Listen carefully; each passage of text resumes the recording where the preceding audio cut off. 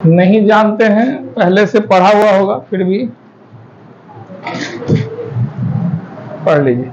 Hindi English दोनों में लिखवाएंगे। आज पूरा इंट्रोडक्शन होगा। पहला पॉइंट हम लोग शुरू करते हैं जिसका नाम है बिंदु। बिंदु को अंग्रेजी में पॉइंट बोलते हैं, POINT। पॉइंट माने बिंदु। लिख लीजिए, खूब लिखना पड़ेगा आज। पॉइंट बिंदु डैश दीजिएगा।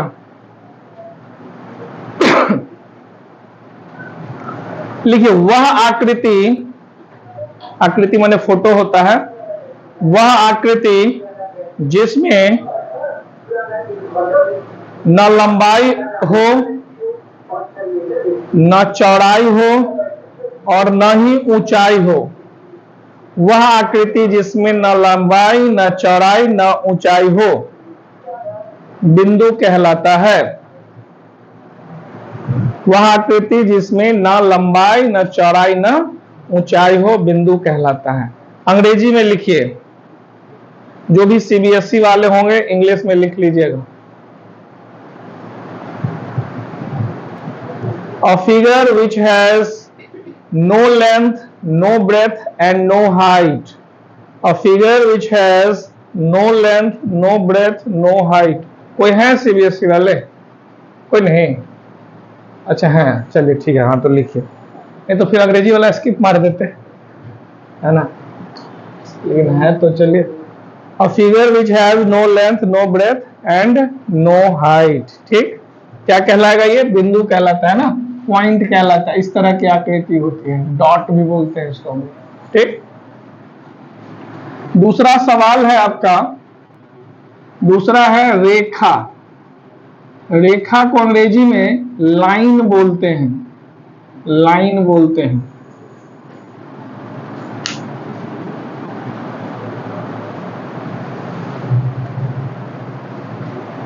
लिखिए, अ फिगर, सॉरी पहले हिंदी ना, वह आकृति जिसमें, वह आकृति जिसमें निश्चित लंबाई हो, अनिश्चित लंबाई हो, अनिश्चित। वह आकृति जिसमें अनिश्चित लंबाई हो, चौड़ाई और ऊंचाई न हो। वह आकृति जिसमें अनिश्चित लंबाई हो, अनिश्चित मतलब फिक्स नहीं रहता है। वह आकृति जिसमें अनिश्चित लंबाई हो, चौड़ाई और ऊंचाई न हो।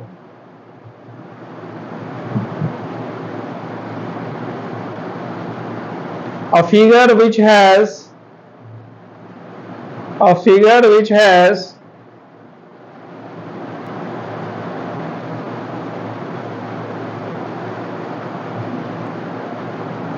only length, no breadth and height। अच्छा, इसमें अनिश्चित आकृति होता है, नोट में लिख लीजिएगा। इसकी लंबाई अनिश्चित होती है, इसकी लंबाई अनिश्चित होती है। इस तरह से डायमेंशन बनता है, डायग्राम बनता है। इसकी आकृति क्या होती है? अनिश्चित होती है, दोनों तरफ तीर रहता है। इसकी आकृति अनिश्चित होती है, नीचे से लिखिएगा। इसकी आकृति अनिश्चित होती है, नोट में लिखिएगा। इसे दोनों दिशाओं में बढ़ाया घटाया जा सकता है।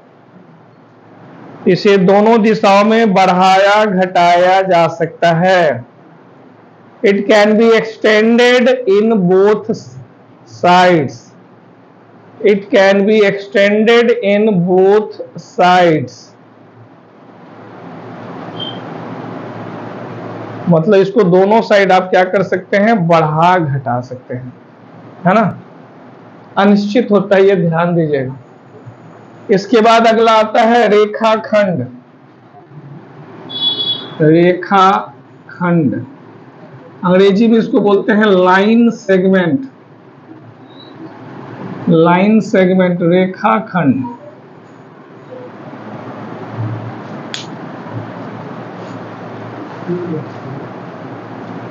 वह आकृति जिसमें केवल एक निश्चित लंबाई हो, वह आकृति जिसमें केवल एक निश्चित लंबाई हो चौड़ाई और ऊंचाई न हो, वह आकृति जिसमें केवल एक निश्चित क्या हो, लंबाई हो, चौड़ाई और ऊंचाई न हो, रेखाखंड कहलाता है।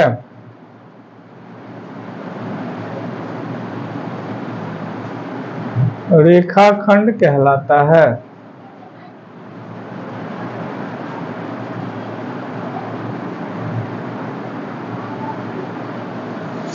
ठीक है,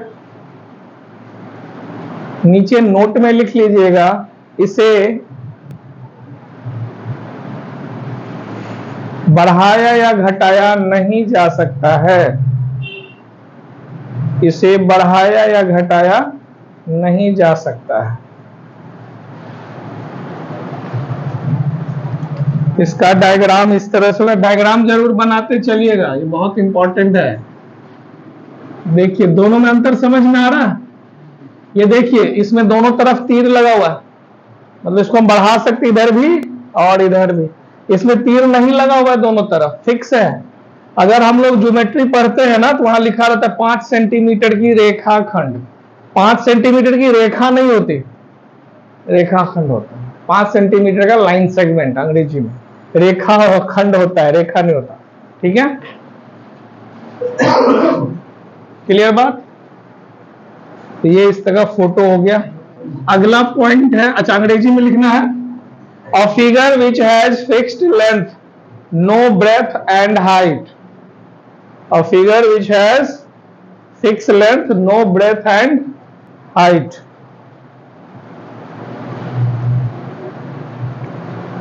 लिख लिए, a figure which has fixed length, no breadth and height.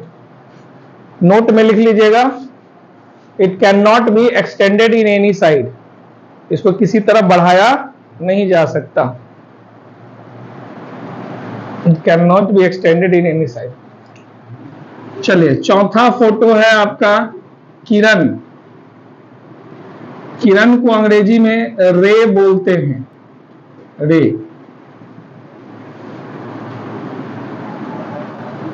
किरण, रे। इसका भी डिफिनेशन ऊपर वाले दोनों ही तरह का डिफिनेशन रहता है।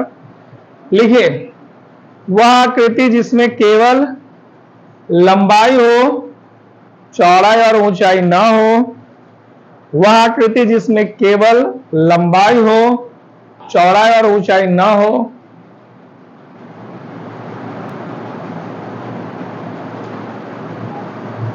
और इसे केवल एक दिशा में बढ़ाया या घटाया जा सकता है। और इसे केवल एक दिशा में, मतलब एक ही दिशा में, ठीक है ना, बढ़ाया या घटाया जा सकता है। ठीक, इसकी आकृति ऐसे होती है। अच्छा, इस तरफ हमने तीर दे दिया, एक साइड इधर भी तीर हो सकता है, तो इधर होगा तो उधर नहीं रहेगा, मतलब एक ही साइड तीर रहेगा।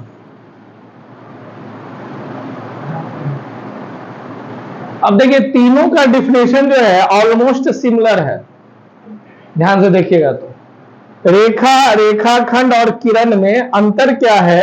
रेखा को दोनों साइड आप बढ़ा सकते हैं, ये फिक्स नहीं रहता। रेखाखंड फिक्स है, इसको नहीं बढ़ा सकते, इसको किसी एक दिशा में बढ़ा सकते हैं, ठीक है ना। ये तीनों का डेफिनेशन मिला करके। इसके बाद है पांचवा है कोण। कोण को अंग्रेजी में क्या बोलते हैं? एंगल बोलते हैं, कोण। अच्छा, कोण की क्या परिभाषा होगी? देखिए कोण की परिभाषा दो तरह से आप दे सकते हैं। दो किरण जो है ना, दो किरण, नहीं बैठ जाइए, दो किरण जो है उसको मिलाने से भी बनता है, या दो रेखाखंड को मिलाने से भी बनता है ना। तो हम लोग किरण और रेखाखंड में कंफ्यूजन हो जाता है, इसीलिए एक सिंपल सा वर्ड तैयार किया गया है जिसको हम लोग भुजा, साइड बोलते हैं। साइड, भुजा एक तरह से रेखाखंड ही है ना। तो लिखिएगा, दो भुजाओं के मिलने से, दो भुजाओं, अच्छा ऑब्लिक में लिख लीजिए दो किरणें, ऐसा भी हो सकता है। दो भुजाओं, ऑब्लिक में लिख लीजिए दो किरणें, दो भुजाओं या दो किरणों के मिलने से कोण बनता है, एंगल बनता है। दो भुजाओं अथवा दो किरणों के मिलने से क्या बनता है, कोण बनता है, एंगल। ठीक है। एक और परिभाषा इसका है, दो भुजाओं या दो किरणों के मिलने से कोण बनता है। एक और परिभाषा है, नीचे से लिखिएगा, दो भुजाओं के एक उभयनिष्ठ शीर्ष बिंदु, दो भुजाओं के एक उभयनिष्ठ शीर्ष बिंदु से कोण बनता है।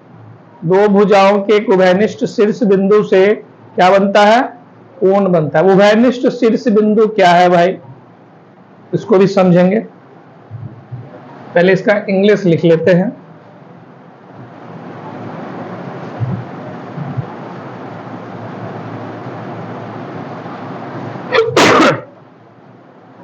When two line segment or sides join with each other, angle will be formed. When two lines or rays, line segment जो भी लिखना चाहते हैं, join with each other, then angle will be formed. Then angle will be formed. ठीक है, कोण बनता है।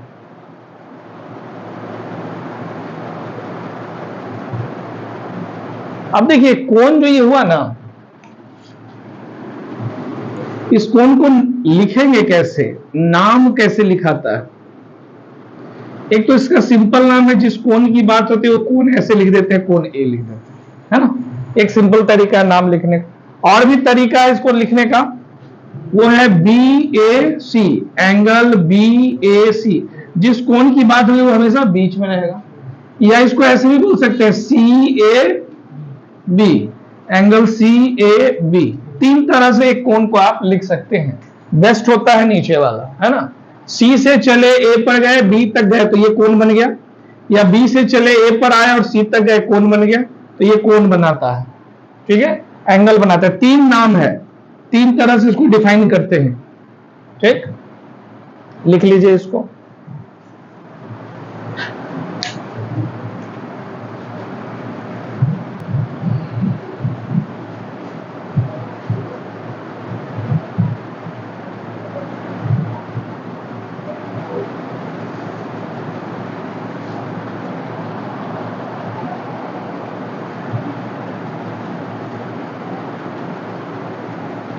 हो गया।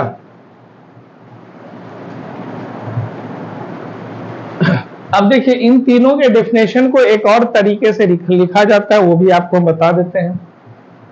कुछ किताबों में इस तरह से भी आप पढ़ सकते हैं। अगर रेखा की बात करेंगे तो लिखा जाता है, ये जो बिंदु है ना, अनंत बिंदुओं के मिलने से क्या बनता है, रेखा बनता है। अनंत बिंदुओं के क्या होता है, मिलने से क्या बनता है, रेखा बनता है। ये भी होता है, बहुत सारे बिंदुओं को मिलाते हैं, रेखा बनता है। ये भी एक बात होती है, तो हम ये आपको बता दे रहे हैं, है ना। बेसिकली डेफिनेशन वही है, तो बहुत बड़ा चीज नहीं है।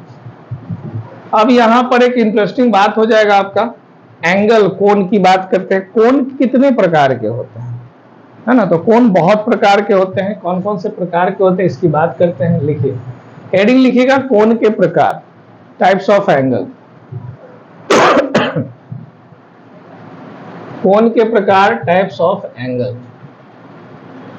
पहला होता है शून्य कोण। शून्य कोण अंग्रेजी में बोल लीजिएगा जीरो एंगल, शून्य कोण।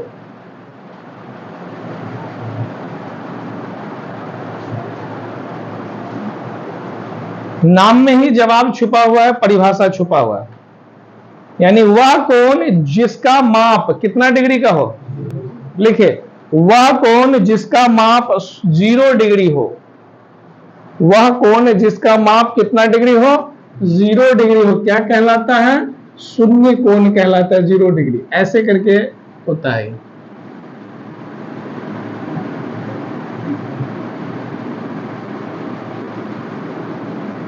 ठीक है, इस कोण की बात होती है, इस पर कोई कोण बनता नहीं है, 0 डिग्री होता है, शून्य कोण। ठीक। दूसरा है न्यून कोण। न्यून कोण अंग्रेजी में इसको बोलते हैं एक्यूट एंगल। न्यून कोण, न्यून कोण, एक्यूट एंगल। ऊपर लिख लिया शून्य कोण। An angle measured by 0 degree is called zero angle. An angle measured by 0 degree, है ना, जिसका माप कितना डिग्री का हो? 0 डिग्री का हो, जीरो एंगल कहलाता है। अगला है न्यून कोण, एक्यूट एंगल। लिखिए, वह कोण जिसका माप, वह कोण जिसका माप, वह कोण जिसका माप 0 डिग्री से अधिक और 90 डिग्री से कम हो।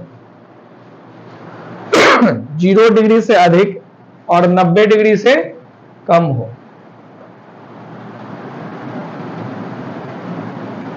An angle measured by more than 0 degree and less than 90 degree. More than 0 degree, less than 90 degree, मतलब 0 डिग्री से अधिक, अधिक या बड़ा एक ही बात है। 0 डिग्री से अधिक और कितना? 90 डिग्री से, 90 डिग्री से कम। ऐसा कोण क्या कहलाता है? आपका न्यून कोण कहलाता है। ठीक है ना, इस तरह से, इस तरह का आकृति होता है, न्यून कोण होता है। ये बीच में रहेगा, 0 से अधिक, 1 से लेकर के 89 डिग्री तक के बीच में कोई भी आपका एंगल एक आ जाता है, वो आपका क्या कहलाता है? न्यून कोण। 60 डिग्री क्या होता है? न्यून कोण होता है ना। कोई दिक्कत? लिख लीजिए।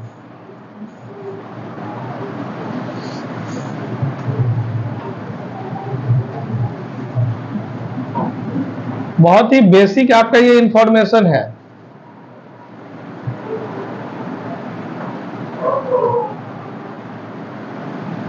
और ये सबको पता भी होना चाहिए मैथ में, है ना। बाकी तो सवाल बनाना अलग बात होता है, पहले हम लोग थोड़ा इसके कॉन्सेप्ट को सीखते हैं। चलिए, तीसरा लिखा जाए समकोण। अंग्रेजी में इसको बोलते हैं राइट एंगल। समकोण, राइट एंगल।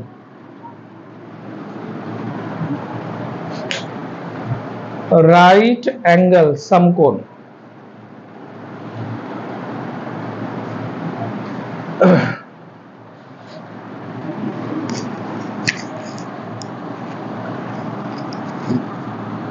लिखिए, लिखिए,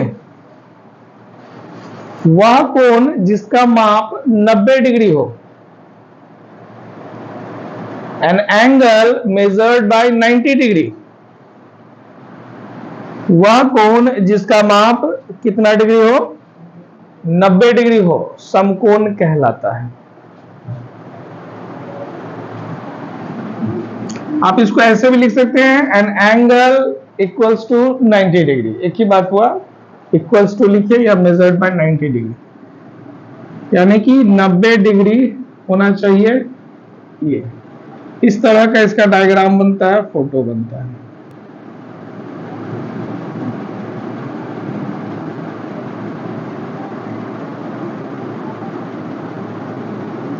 चौथा है सरल कोण। अच्छा, इसको रिजु कोण भी बोलते हैं। अंग्रेजी में इसको स्ट्रेट एंगल बोलते हैं।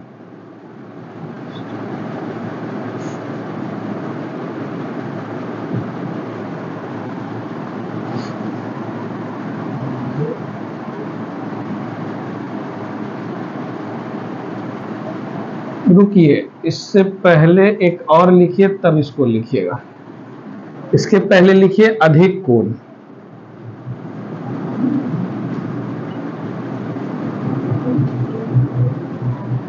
ऑब्ट्यूज,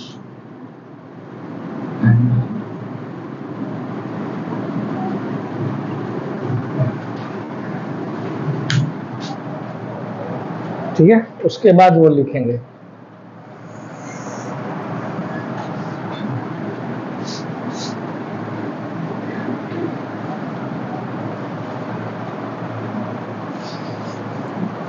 लिखिए, वह कोण जिसका माप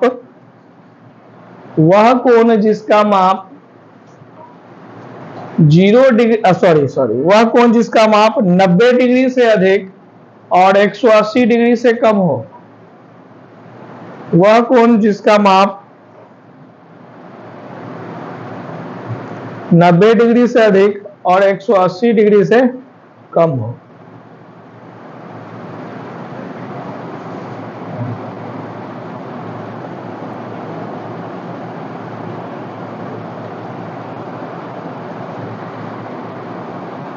क्या कहलाता है?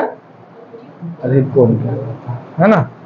यानी कि 90 से बड़ा होगा, 90 से बड़ा, और कितना?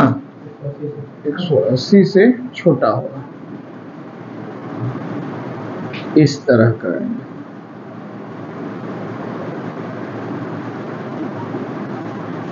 ऐसा, ठीक है, बना लीजिए। इधर मिटाना पड़ेगा।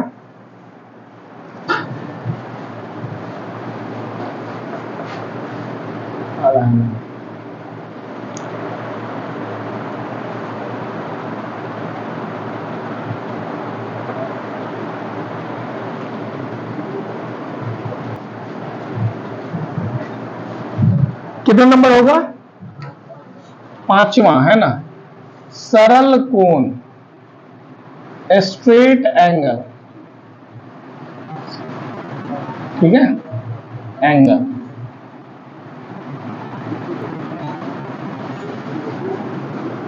लिखिए, वह कोण जिसका माप 180 डिग्री हो।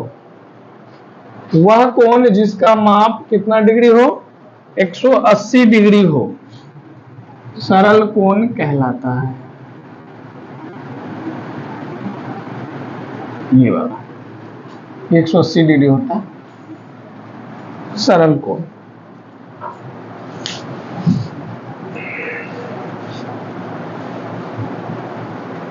ठीक है। An angle measured by 180 degree. An angle measured by 180 degree. हो गया। अगला लिखेंगे रिफ्लेक्स एंगल, प्रतिवर्ती कोण। प्रतिवर्ती कोण होता है रिफ्लेक्स एंगल।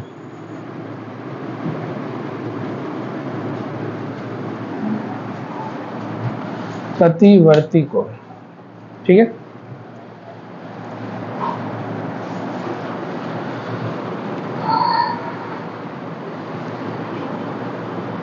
छूट नहीं रहा है सब लोग, ठीक है ना।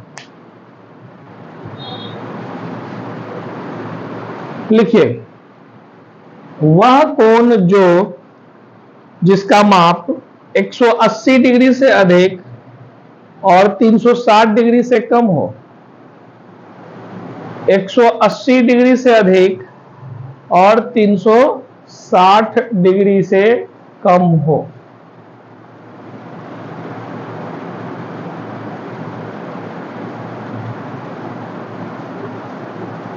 एक 180 डिग्री से अधिक और 360 डिग्री से कम। More than 180 degree and less than 360 degree, ठीक है। इसका डायग्राम इस तरह से बनता है, ये वाला।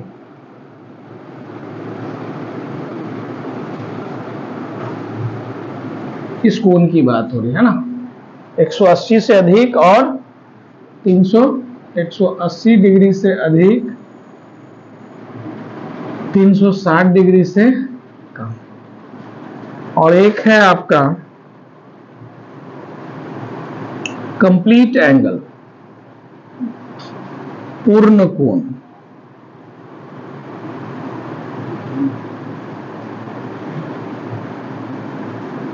कंप्लीट एंगल, पूर्ण कोण। देखिए वह कोण जो जिसका माप 360 डिग्री हो, वह कोण जिसका माप कितना डिग्री हो, 360 डिग्री हो। An angle measured by 360 degree या an angle equals to 360 degree. ठीक है, इसका डायग्राम इस तरह से बनेगा।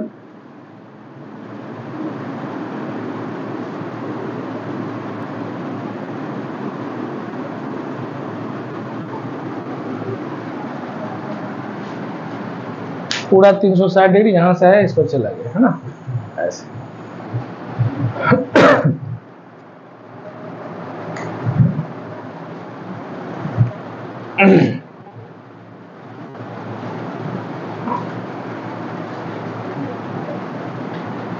हो गया। एंगल से रिलेटेड दो और बातें होती हैं जिसको हम लोग त्रिकोण में भी पढ़ते हैं, त्रिकोणमिति में भी पढ़ते हैं, ज्योमेट्री में भी पढ़ते हैं। एक होता है कॉम्प्लीमेंट्री एंगल, नाम सुने होंगे आप, कॉम्प्लीमेंट्री एंगल। इसको हिंदी में कहते हैं पूरक कोण, है ना। लिख लीजिए कॉम्प्लीमेंट्री एंगल, पूरक कोण।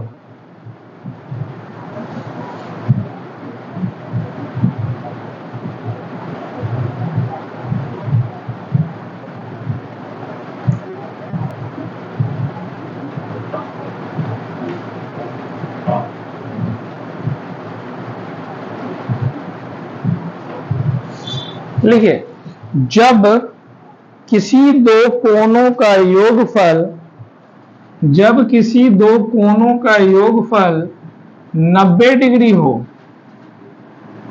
जब किसी दो कोणों का योगफल कितना हो, 90 डिग्री हो, तो वे दोनों कोण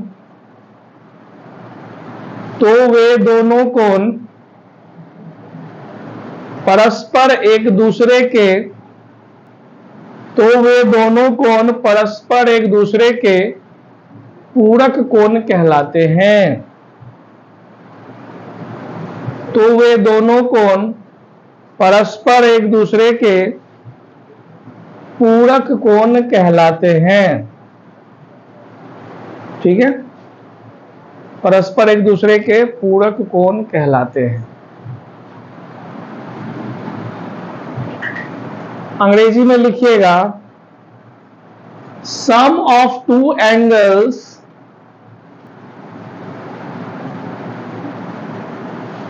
are equals to 90 degree when, लिख दीजिएगा, when sum of two angles, when sum of two angles equals to 90 degree, they are called complementary angle of each other. They are called complementary angle of each other. ठीक है, हो गया, लिख लिए, छूट नहीं ना रहा किन्हीं का। कोई बात नहीं, पूरा वीडियो हम आपका अपलोड कर देंगे, आप देख लीजिएगा बार बार, है ना। देखिए दो कोण है ना, इस दोनों को जोड़ने पर कितना डिग्री आता है, 90 डिग्री आता है। तो एंगल ए जो है कॉम्प्लीमेंट्री कहलाएगा किसके, बी का, या फिर एंगल बी जो है वो कॉम्प्लीमेंट्री एंगल कहलाएगा किसके, ए का। यानी कि कोण ए कोण बी का पूरक कोण है, और कोण बी कोण ए का क्या होगा, पूरक कोण कहलाएगा, है ना, कॉम्प्लीमेंट्री एंगल कहलाता है। ठीक है, अगला है सप्लीमेंट्री एंगल।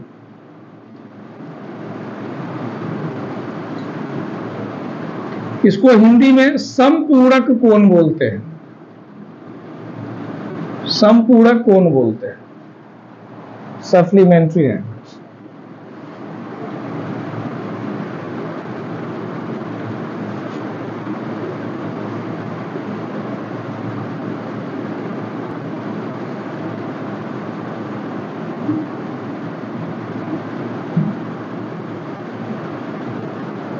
ठीक है, समपूरक कोण, सप्लीमेंट्री एंगल।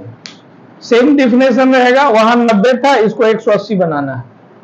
लिखिएगा, जब दो कोणों का योगफल, जब दो कोणों का योगफल 180 डिग्री 180 डिग्री हो, जब दो कोणों का योगफल 180 डिग्री 180 डिग्री हो,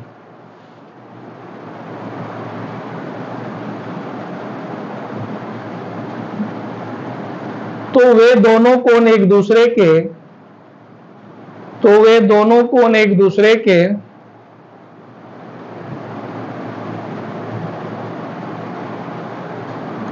समपूरक कोण कहलाते हैं। तो वे दोनों कोण एक दूसरे के समपूरक कोण कहलाते हैं।